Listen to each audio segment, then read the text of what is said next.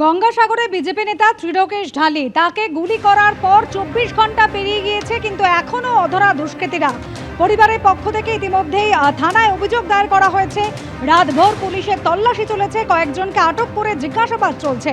ত্রিলোকেশ ঢালির operation শেষ, তার শরীর থেকে গুলি বার করা হয়েছে। হামলার প্রতিবাদে আজ একাধিক কর্মসূচি রয়েছে বিজেপি। দুপুরে গুলিবিদ্ধ বিজেপি নেতার বাড়িতে যাবেন লকেট চট্টোপাধ্যায়। আর গতকাল বিজেপির বিরুদ্ধে সাগরের রুদ্রনগরে মিছিল করে তৃণমূল। অন্যদিকে এক ভারতীয়ের মৃত্যু হয়েছে। আমেরিকার তেলের ট্যাঙ্কার ইরানের হামলা, ওমানের বন্দরে ড্রোন হামলা চালায় ইরান এবং ট্যাঙ্কারে বিস্ফোরণের ঘটনা ঘটে। এক ভারতীয়ের মৃত্যু পর্যন্ত হয়। এ নিয়ে আমরা কথা বলে নেব। রাজাগোপাল ধর চক্রবর্তী আমাদের সঙ্গে রয়েছেন। রাজাগোপাল বাবু, একদিকে আমেরিকার প্রেসিডেন্ট ডোনাল্ড ট্রাম্প তিনি বলছেন যুদ্ধ শেষ, অথচ আমরা দেখছি যে ইরানের ড্রোন হামলা, ওমান বন্দরে ট্যাঙ্কারের বিস্ফোরণ, ভারতীয়ের মৃত্যু হয়েছে। হ্যাঁ, দেখুন, এতকাল যুদ্ধ হয়েছিল মোটামুটি ভাবে মিসাইলস দিয়ে।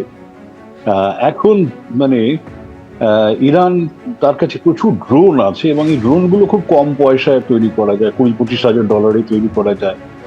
অথচ একটা মিসাইল তৈরি করতে গেলে কয়েক $1 মিলিয়ন খরচা হয়।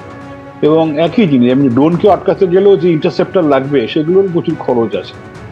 এখন ইরান যেভাবে তার ঘরে ঘরে হাউস হোল্ড ইন্ডাস্ট্রি তৈরি করে ফেলেছে ড্রোনের, এবং সেটা হয়তো অ্যাসেম্বল করছে কোনো জায়গায়, এখন যেভাবে তারা ড্রোন তৈরি করেছে এবং এরা আরব দেশগুলোকে বুঝিয়ে দিতে চায় তোমরা আমেরিকা থেকে সরে আসো। তার ফলে তাদের যে সমস্ত বেসামরিক অবকাঠামোগুলো আছে, পার্টিকুলারলি তেল, এবং ওরা চাইছে তেলের দাম বাড়ুক। তেলের দাম বাড়লেই কিন্তু ওরা জানে যে সুবিধাটা ইরানের হবে, কেননা সে একটা বড় তেল রপ্তানিকারক দেশ, সেই দিকেই যাচ্ছে। এবং আমেরিকার যে আরব মিত্রদেরকে বোঝাতে চাইছে তোমাদের সময় এসছে, সরে যাও, নাহলে আমরা কিন্তু ছাড়বো না। যেমন আমরা দেখেছি ইউএইর নানান ধরনের যে সমস্ত তাদের গর্বের স্থানগুলো ছিল, সেখানে কিন্তু আক্রমণ তার একের পর এক ড্রোন দিয়ে করছে। এবং এই ড্রোনকে যদি আটকাতে গেলে সেই আপনার যা খরচা পড়বে, মিসাইল আটকাবার একই খরচ। এই জায়গায় দাঁড়িয়ে কিন্তু অনেকটাই কিন্তু এগিয়ে রয়েছে ইরান তার যে ধরনের ড্রোন তারা তাদের ভান্ডারে আছে। হ্যাঁ, ধন্যবাদ রাজাগোপাল বাবু। ভারত সহ 16টি দেশের ওপর ফের অতিরিক্ত শুল্ক চাপাতে পারে আমেরিকা। বাণিজ্য আইনের অধীনে ভারত সহ 16টি দেশের বিরুদ্ধে তদন্ত শুরু। 16টি দেশের বিরুদ্ধে নিয়ম না মেনে বাণিজ্য করার অভিযোগ আমেরিকার। 1974 সালের বাণিজ্য আইনের 301 নম্বর অনুচ্ছেদ অনুসারে এই তদন্ত প্রক্রিয়া চালানো হচ্ছে। তদন্তে অন্যায্য কিছু ধরা পড়লে নতুন করে আমদানি শুল্ক আরোপ করা হবে, এমনটাই হুঁশিয়ারি দেওয়া হয়েছে হোয়াইট হাউসের পক্ষ থেকে। আর এই নিয়েই আলোচনা করব। এই মুহূর্তে আমাদের সঙ্গে রয়েছেন আন্তর্জাতিক সম্পর্ক বিশেষজ্ঞ রাজাগোপাল ধর চক্রবর্তী। রাজাগোপাল বাবু, ফের ডোনাল্ড ট্রাম্প অতিরিক্ত শুল্ক চাপানোর হুমকি দিলেন। হ্যাঁ, দেখুন, তো সুপ্রিম কোর্ট তো বলে দিয়েছে শুল্কের চাপানোর অধিকার মার্কিন কংগ্রেসের আছে, এগুলো রাষ্ট্রপতির নেই। তো রাষ্ট্রপতি তার এমার্জেন্সি অধিকারে কিছু করতে পারে এবং সেখানে ম্যাক্সিমাম 15% করতে পারে, এটা বলা আছে। এখন উনি খুঁজে বার করছেন কোন আইনে কোথায় কি আছে, কমার্শিয়াল কোন আইনে কি তার স্পেশাল পাওয়ার আছে, ইনভেস্টিগেশনের পাওয়ার, সেগুলো খুঁজে বার করছেন। এগুলো ভয় দেখানোর চেষ্টা। অর্থাৎ যুদ্ধের সময়তে ভারত এখন দেখা যাচ্ছে যে রাশিয়া তেলের দিকে ঝুঁকছে, 1 মাসের পারমিশন দিয়েছে এবং বোঝা যাচ্ছে যে ভারত খুব একটা তেলের যে রাশিয়ার সঙ্গে যোগাযোগটা ছিল সেটা বন্ধ করেনি। এটা মোটামুটি খবর পাওয়া যাচ্ছে বা আমেরিকা বুঝতে পারছে। এবং তার রাগটা সেখানেই যে কিছুতেই ভারতকে বর্ষতা স্বীকার করানো যাচ্ছে না এবং আরো অনেকগুলো দেশকেও করানো যাচ্ছে না। তো তখন একটা অস্ত্র, সবার সঙ্গে তো যুদ্ধ করা যায় না। যুদ্ধ তো ইরানের সঙ্গে করতে গিয়ে কি অবস্থা হলো আমরা বুঝতে পারছি। 12 দিনের যুদ্ধ গত বছর হয়েছিল, আজকে 13 দিনও পড়েছে।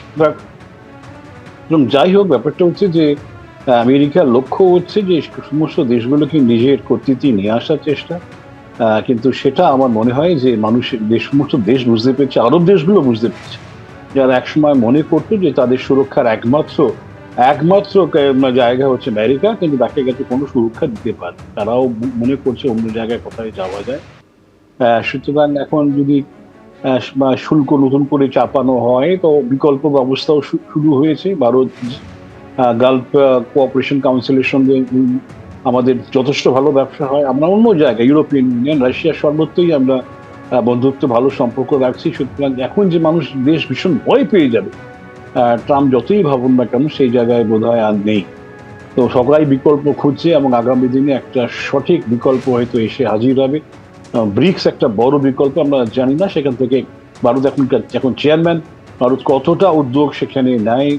এখন চীনের সঙ্গে যে আমাদের একটা স্টিফনেস আছে, একটা কঠিনতা কোনো একটা জায়গাতে বা ভুল বুঝাবুঝি কোথাও আছে, সেটা যদি মিটিয়ে যায় তাহলে হয়তো এখন আমেরিকাকে যোগ্য জবাব দেবে যে ব্রিক্স কারেন্সি বা দ্বিতীয় দেশের মুদ্রায় যদি ব্যবসা করা যায়, আমেরিকা একটা জবাব পাবে। দেশগুলো কেমন কিভাবে ঐক্যবদ্ধ হয়। তবে এই যুদ্ধটা থেকে কিন্তু মানুষ শিখেছে, যুদ্ধ থেকে সব দেশ বুঝতে পেরেছে আমেরিকা হঠাৎ যুদ্ধ চাপিয়ে দিয়ে সব দেশের বিরাট বিরাট ক্ষতি এনে দিয়েছে। সুতরাং মুক্তির চিন্তায় আমেরিকা থেকে কি করে সরে আসা যায়, সবাই সেটাই ভাবছে। রাজাগোপাল বাবু, আপনি আমাদের সঙ্গে থাকুন। অন্যদিকে যুদ্ধের যে আপডেট আসছে যে 13 দিন ধরে লাগাতার ইরানের সঙ্গে যুদ্ধ চলছে ইসরায়েল ও আমেরিকার। ওমানের সালাল্লাহ বন্দরে ড্রোন হামলা চালিয়েছে ইরান, একাধিক জ্বালানি ট্যাঙ্কারে ভয়াবহ বিস্ফোরণের ঘটনা ঘটেছে, যদিও বাণিজ্যিক জাহাজের কোনো ক্ষতি হয়নি বলে জানা গিয়েছে। এবিপি আনন্দ, এগিয়ে থাকে, এগিয়ে রাখে।